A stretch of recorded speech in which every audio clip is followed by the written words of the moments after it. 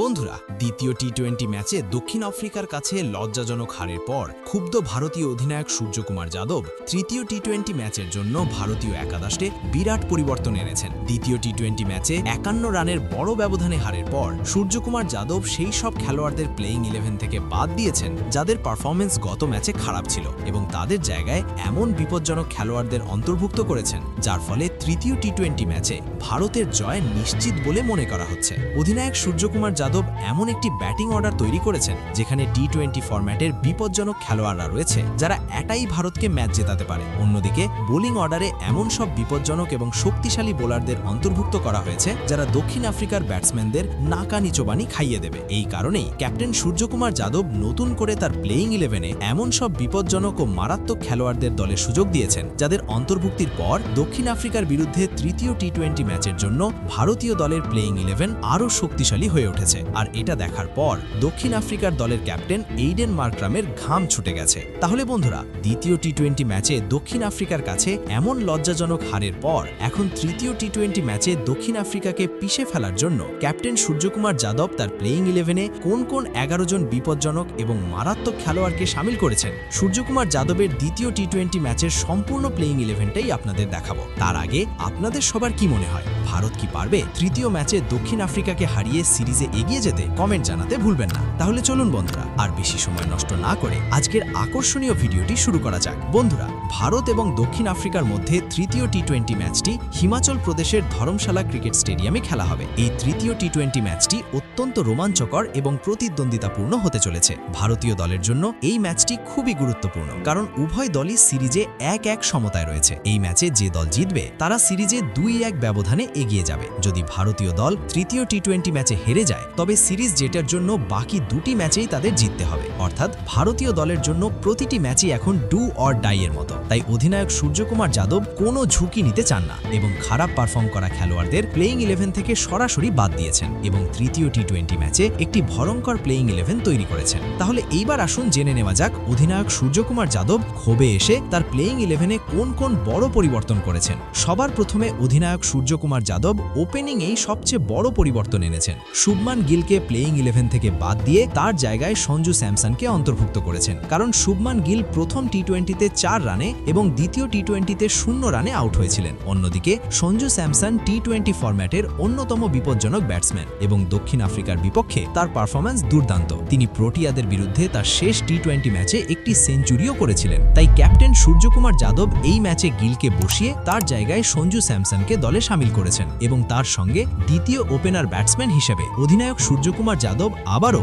অভিষেক শর্মাকেই তার প্লেইং 11-এ রেখেছেন। যদিও প্রথম এবং দ্বিতীয় টি-20 ম্যাচে তার পারফরম্যান্স ভালো ছিল না, তবে আমরা সবাই জানি যে অভিষেক শর্মা ভারতীয় দলের সবচেয়ে বিপজ্জনক ওপেনার ব্যাটসম্যানদের মধ্যে একজন। তার ভয়ঙ্কর ব্যাটিং যে কোনো মুহূর্তে বোলারদের নাস্তানাবুদ করতে পারেন। তাই অভিষেককে সূর্যকুমার যাদব তাই প্লেইং 11-এ রেখেছেন। এরপরে অধিনায়ক সূর্যকুমার যাদব তৃতীয় নম্বরে তিলক ভরবাকেই রেখেছেন। দ্বিতীয় টি-20-তে তিনি 5-এ নেমেছিলেন, কিন্তু এখন তিনি তার পছন্দের 3 নম্বর পজিশনে ফিরছেন। গত ম্যাচে তিনি 5টি ছক্কা এবং 2টি চারের সাহায্যে 62 রানের দুর্দান্ত ইনিংস খেলেছিলেন। টি-20-তে তার অসাধারণ রেকর্ড 38 ম্যাচে 1084 রান তাকে ধরে রাখার অন্যতম কারণ। তারপরে 4 নম্বরে স্বয়ং অধিনায়ক সূর্যকুমার যাদবকে ব্যাট করতে দেখা যাবে। যদিও গত কয়েকটি ম্যাচে তার ব্যাট শান্ত ছিল, শেষ ম্যাচে 5 রানের বেশি করতে পারেননি, তবুও তিনি টি-20 ফরম্যাটে 2000-এরও বেশি রান করেছেন এবং যে কোনো মুহূর্তে ম্যাচের মোড় ঘুরিয়ে দিতে পারেন। ধরমশালার মাঠে তার শেষ টি-20 ম্যাচের ভালো পারফরমেন্সের স্মৃতি রয়েছে, তাই তিনি এই ম্যাচে ঘুরে দাঁড়িয়ে